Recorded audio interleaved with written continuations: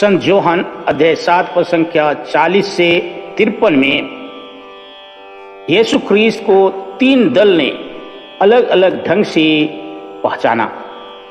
पहला दल यीशु ख्रीस्त की बातों को सुना, उसको देखा और कहने लगे यह एक नबी है। दूसरा दल एक साधारण मन से उन्होंने कह दिया कि यीशु ही मसीह है। लेकिन तीसरा दल यीशु ख्रीस्त को किसी रूप में नबी और मसीह मानने से इनकार कर दिया। उन्होंने धर्म ग्रंथ के हवाला से कहने लगे कि मसीह को तो दाऊद के वंश से बेतलहम में आना है, या कभी नहीं हो सकता। इसलिए उन्होंने यीशु ख्रीस्त को मानने से इनकार कर दिया। प्रियजन, पाठ को सुनते हुए जरा मनन करें, आप क्या सोचते हैं? क्या आप मसीह मानते हैं? आइए एडी माँ से हम आज के सुसमाचार को सुने। आज का सुसमाचार संत योहन अध्याय 7 पद संख्या 40 से 53। ये सब सुनकर जनता में कुछ लोगों ने कहा, यह सचमुच वही नबी है। यीशु ने कहा, यह मसीह है। किंतु कुछ लोगों ने कहा, क्या मसीह गलीलिया से आने वाले हैं? क्या धर्मग्रंथ यह नहीं कहता कि दाऊद के वंश से और दाऊद के गांव बेतलहम से मसीह को आना है? इस प्रकार ईसा के विषय में लोगों में मतभेद हो गया।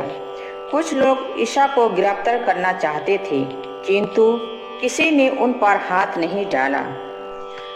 जब प्यादे महायाजकों और फरीसियों के पास लौटे तो उन्होंने उनसे पूछा, उसे क्यों नहीं लाए? प्यादों ने उत्तर दिया, जैसा वह मनुष्य बोलता है वैसा कभी कोई नहीं बोला। इस पर फरीसियों ने कहा, क्या तुम भी उसके बहकावे में आ गए हो? क्या नेताओं अथवा फरीसियों में किसी ने उसमें विश्वास किया है? भीड़ की बात दूसरी है, वह संहिता की परवाह नहीं करती और शापित है।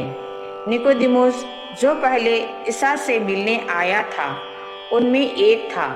उसने उनसे कहा, जब तक किसी की सुनवाई नहीं हुई और यह पता नहीं लगा कि उसने क्या किया है, तब तक क्या यह हमारी संहिता के अनुसार उचित है कि किसी को दोषी ठहराया जाए? उन्होंने उसे उत्तर दिया, कहीं आप भी तो गलीली नहीं है? पता लगा कर देख लीजिए कि गलीलिया में नबी नहीं उत्पन्न होता। इसके बाद सब अपने अपने घर चले गए। आज का दिव्यवाणी मुझे, मेरे बच्चे और मेरे परिवार को आशीर्वाद से भर दे। आमीन।